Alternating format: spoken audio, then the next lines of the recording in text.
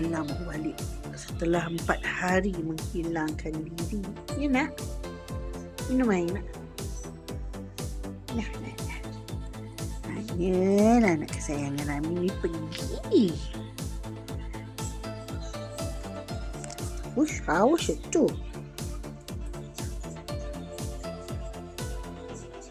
Ayah.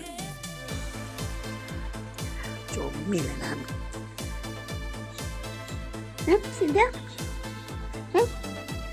Mana? Kita cek dulu kan?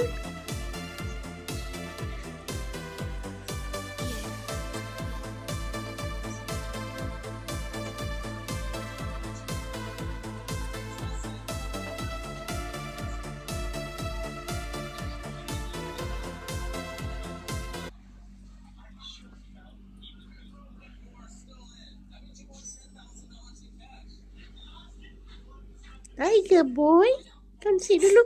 Uch, batuk. Come sit dulu. Ulas ya. Allah batuk. Ush, boy marah. Oi. Minum lagi nak? Nak begitu. Duduklah dulu. Baru sekejap balik.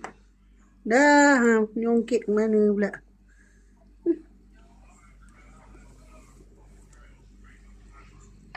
Sayang,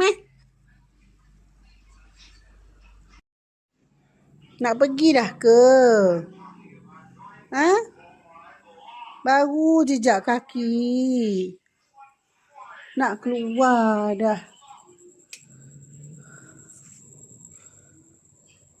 Ha? Boy. Marah.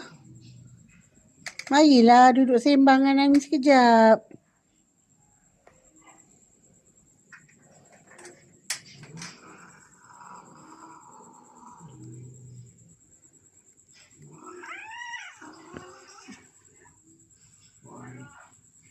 Marah Amin nak?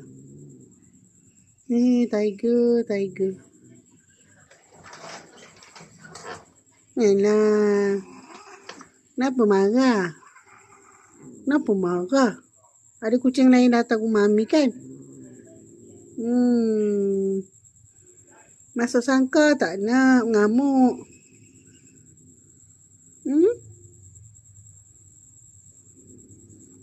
Duduklah sekejap.